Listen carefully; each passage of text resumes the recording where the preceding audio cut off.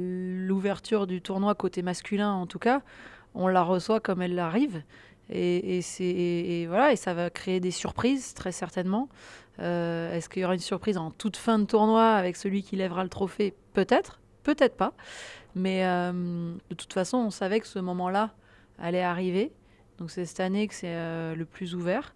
Et puis finalement, soyons heureux de voir ce que le tournoi va nous proposer. Et cette incertitude, elle est jolie aussi. Alcaraz, Sinner, Djoko, parce qu'on ne peut pas l'enlever de l'équation. Quid de Zverev, ici il se sent bien, sur ce cours Philippe Chatrier il se sent bien.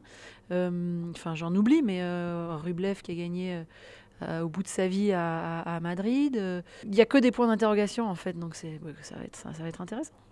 Moi, je prends pas un peu de recul par rapport à ça, dans le sens où c'est lui qui est en maîtrise de la chose, et encore, c'est pas forcément lui complètement. Je sais que on le voit, c'est son corps qui va dicter cette décision. Donc, je suis un peu philosophe par rapport à tout ça.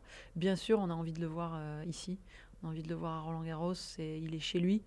Il le dit lui-même, c'est le tournoi le plus important de sa carrière. L'histoire de Rafa et de Roland-Garros, leurs histoires sont intimement liées maintenant. Donc oui, on a envie de le revoir ici. Mais bon, voilà, physiquement, j'ai pas l'impression qu'il ait eu de soucis sur les derniers tournois qu'il a pu jouer. Donc, ouais, on a envie de voir. J'espère qu'il va arriver vite. En termes de programmation, par rapport au toit du Lenglen, d'une part, si on parle dans l'ordre chronologique, on a cette Opening Week, la semaine des qualifs, où on va mettre en jeu le Suzanne Lenglen. Donc, ce qui nous permettra, le cas échéant, on sait que la semaine prochaine, il y a une météo qui n'est pas forcément toujours favorable, de pouvoir avancer quand même dans les qualifs. Donc, ça, c'est important. Historiquement, on s'est parfois retrouvé un peu en difficulté en fin de cette semaine-là pour finir tous les matchs. Donc ça peut nous aider. Et puis ensuite, pendant la quinzaine du tableau final, là, ça nous donne la possibilité, encore une fois, s'il y a de la pluie, parce qu'il n'y a pas de pluie, on ne s'en sert pas, de pouvoir proposer du tennis à 25 000 personnes, 15 000 ici sur le Châtrier, 10 000 là-bas, de façon certaine. Donc ça, c'était vraiment une priorité pour nous, parce qu'on sait que notre stade, il n'est pas extensible, c'est le plus petit des 4 tournois du Grand Chelem. Et quand il pleut, ça amène des difficultés par rapport aux personnes qui sont dans le stade. Donc là, déjà, ça apportera ce confort-là. Nous, en termes de programmation, ça nous facilitera un tout petit peu la vie aussi.